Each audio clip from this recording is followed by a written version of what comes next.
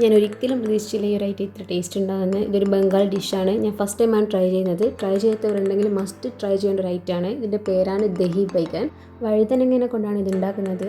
വഴുതന വൃത്തിയാക്കിയതിന് ശേഷം കട്ട് ചെയ്തെടുക്കാം. ഞാനിവിടെ 2 വഴുതനങ്ങയാണ് എടുക്കുന്നത്. അധികം കട്ടി കുറയാത്ത രീതിയിൽ നമുക്ക് കട്ട് ചെയ്തെടുക്കാം.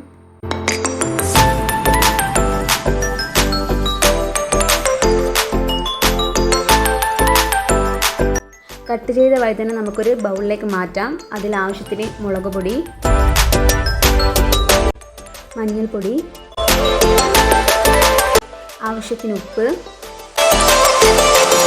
ചിക്കൻ മസാല, അല്പം വെളിച്ചെണ്ണ ഒക്കെ ചേർത്ത് നമുക്ക് നന്നായിട്ടൊന്ന് മിക്സ് ചെയ്ത് എടുക്കാം. പാൻ വെച്ച് പാൻ ചൂടായതിനു ശേഷം അതിൽ വെളിച്ചെണ്ണ ഒഴിച്ച് നമുക്ക് വഴുതനയെല്ലാം പൊരിച്ചെടുക്കാം.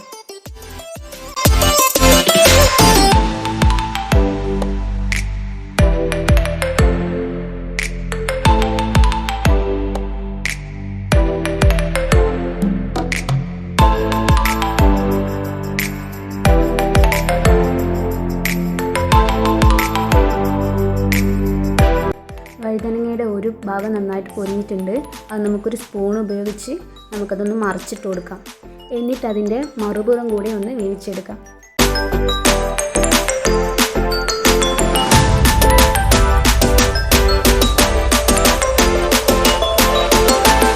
നമ്മുടെ വഴുതനങ്ങയെല്ലാം നന്നായിട്ട് പൊരിഞ്ഞ് കിട്ടിയിട്ടുണ്ട്. അത് നമുക്കൊരു ബൗളിലേക്ക് മാറ്റാം.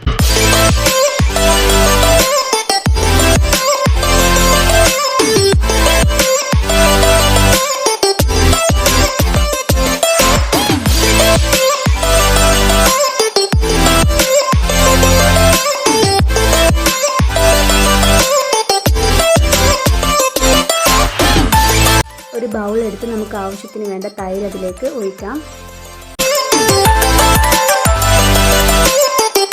എന്നിട്ട് അതിൽ ആവശ്യത്തിന് ഉപ്പ് ചേർത്ത് നന്നായിട്ടൊന്ന് ഇളക്കി കൊടുക്കാം.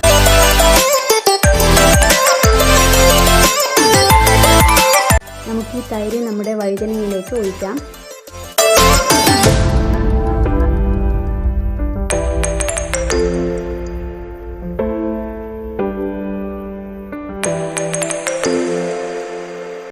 ഇനി നമുക്ക് വഴുതനങ്ങയിലേക്ക് താളിച്ചൊഴിക്കണം. അതിനായി നമുക്കൊരു ഉള്ളി ചോപ്പ് ചെയ്തെടുക്കാം.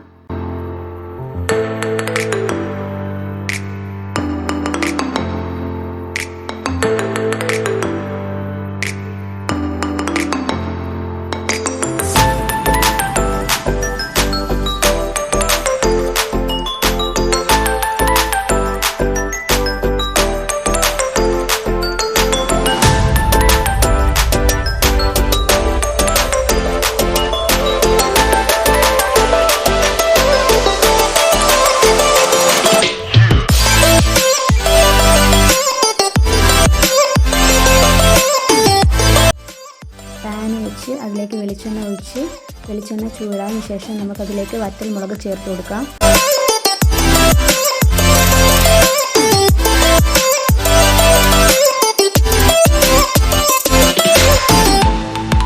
നമുക്ക് കുറച്ച് കറിവേപ്പില അതിലേക്ക് ചേർത്ത് കൊടുക്കാം.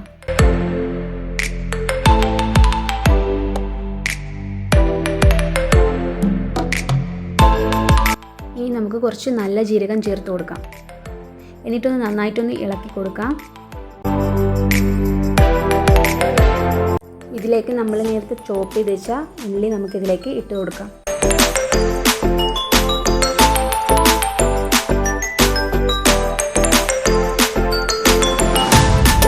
ഇതിലേക്ക് കുറച്ച് ഉപ്പ് ചേർത്ത് കൊടുക്കാം. എന്നിട്ട് അതിലേക്ക് കുറച്ച് മുളക് പൊടി ചേർത്ത് കൊടുക്കാം. എന്നിട്ട് നന്നായിട്ടൊന്ന് വഴറ്റി കൊടുക്കാം. ഇനി നമുക്കിത് മാറ്റി വെച്ച വഴുതനങ്ങയിലേക്ക് ചേർക്കാം.